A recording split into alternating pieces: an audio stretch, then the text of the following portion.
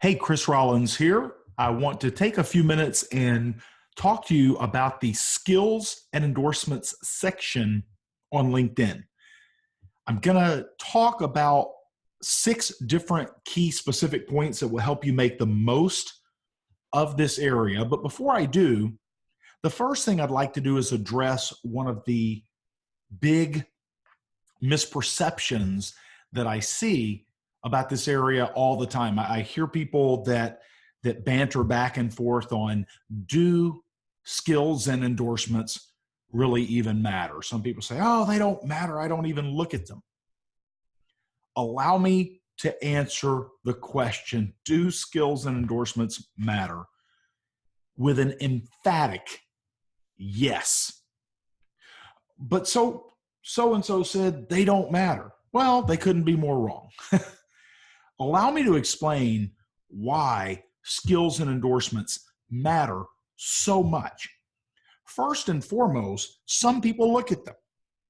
Some don't, some do. But for those that do, it does matter. For those that don't, they wouldn't look at them either way. More importantly, though, here's where skills and endorsements come in. In the end, it's all about being found on LinkedIn. If you're not found, you can spend all your time creating a great profile and nothing works out for you. LinkedIn shares that your profile is 17 times more likely to be found with at least 5 skills and endorsements listed. Now think about that. What do I mean? When someone is searching for you on LinkedIn, now if someone's searching for you by name, then they're looking for you anyway. So they're going to find you. That's not the one we're talking about. If someone's searching for Chris Rollins on LinkedIn, they will find Chris Rollins on LinkedIn. But what about the person that doesn't know the name of the person they're looking for, but they're looking for someone to do a specific thing? In other words, a potential prospect or someone that is in your target audience.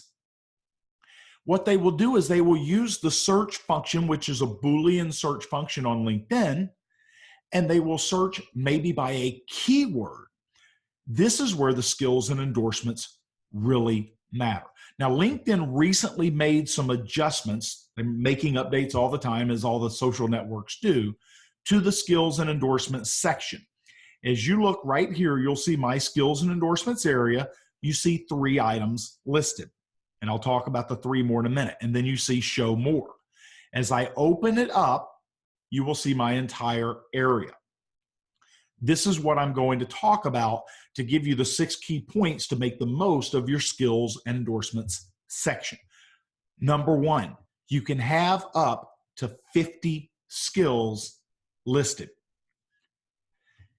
Because you can have up to 50 skills listed, it doesn't mean you had to have 50. I think I only have about 27 or so.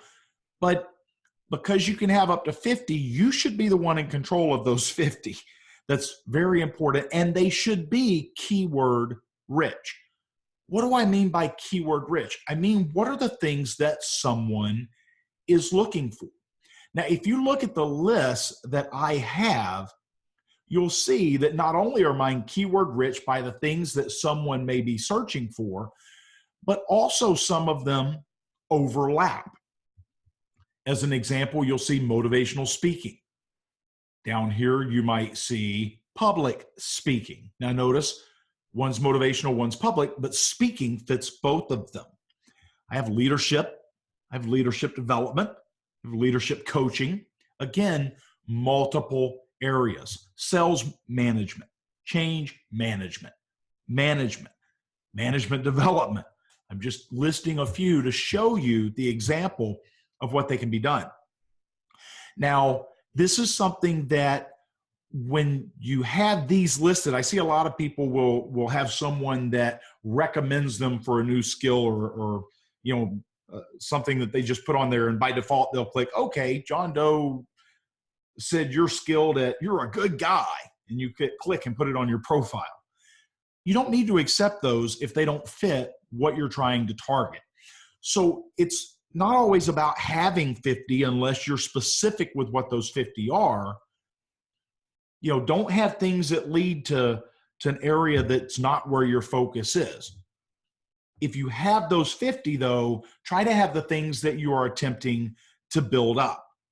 So again, they should be keyword rich by the things that you are trying to build credibility in. Know that LinkedIn will default your skills and endorsements in numerical order. Now, this is a recent update to LinkedIn. So here's what I mean by they will default it. The top 3 that showed up before you clicked see more will be your 3 highest skills and endorsements by default. Mine are not. And I'm going to explain why that is in a moment. But then they break down industry knowledge, tools and technologies, interpersonal skills, and I think there's an other skills if you have anything in that area as well. Each of these will be defaulted in numerical order from highest to lowest. And by the way, if you're wanting to know when you reorder them, they go highest and lowest from left to right as you're reading it, just like you would be if you were reading lines in a book. So it's not the left column down, then the right column down. In this example, it'd be social media is number 1, strategic planning 2, B2B for business to business 3, change management 4, etc. That's where it runs down the list. I highly, highly suggest that you manage this section. This is the way you want to manage it. You can add a new skill. This is where you list the keywords you want to be endorsed for. You can click the pencil icon right here, and it will open up. Notice it will say that I have 27.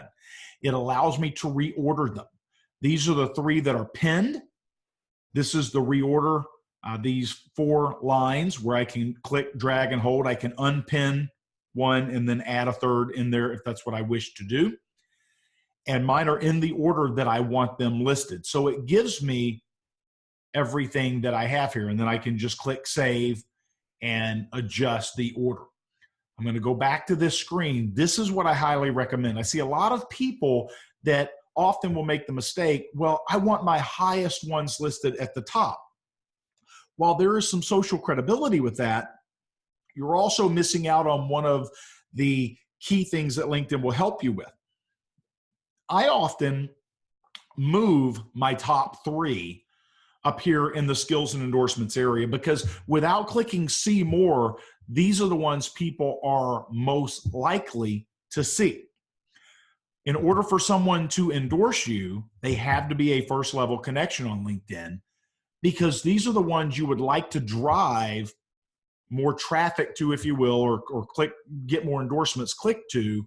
You would put the 3 that you're trying to build in that top area. And again, keep in mind, it can be added and changed as often as it needs to be. So that's what you're trying to build up. When you click 100 or more, or you get 100 or more, you will see this 99 plus. You see a lot that say 99 plus throughout the whole list. Now notice these say 99, 99. See, I'm 1 away from 100, right? At that magic 100 number, it just says 99 plus. Why do I have motivational speaking, customer satisfaction, and management currently in my top 3? Because those are the ones I'm most trying to get built up. Yes, there is some social proof, if you will, or credibility for having this. But I will say this, again, in a recent change LinkedIn made.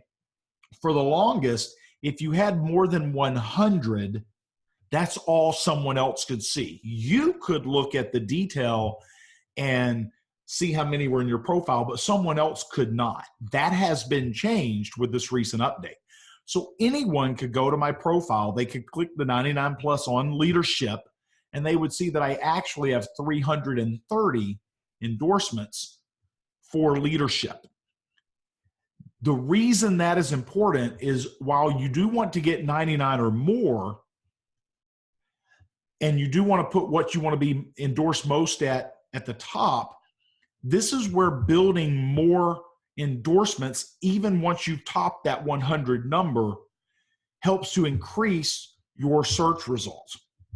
Because I have leadership, because I have leadership development, and because I have leadership coaching, between the 3, I have somewhere 650, 700 or so endorsements on LinkedIn. This is important because in that area, when someone's looking for someone on leadership, the more you have endorsed with those certain keywords, the more likely you are to show up in the search result. This is why I say that people are wrong when they say skills and endorsements don't matter. If you are found and someone else is not found, not when someone's searching for you by name, but when they're searching for a topic, who has the better odds of getting hired? What's a no-brainer? So this is using LinkedIn in a way that helps you take their skills and endorsements that they've listed. Again, list up to 50. Try to be more specific. So I focus on certain key areas. It's the same thing with sales management again, where the more I have in some of those areas, it starts to build additional credibility. So again, credibility isn't just with other people, credibility is with the search engine.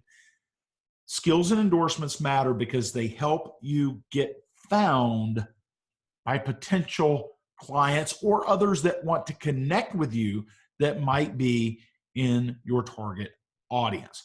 That's the lesson I wanted to share with you today, how to make the most out of skills and endorsements on LinkedIn.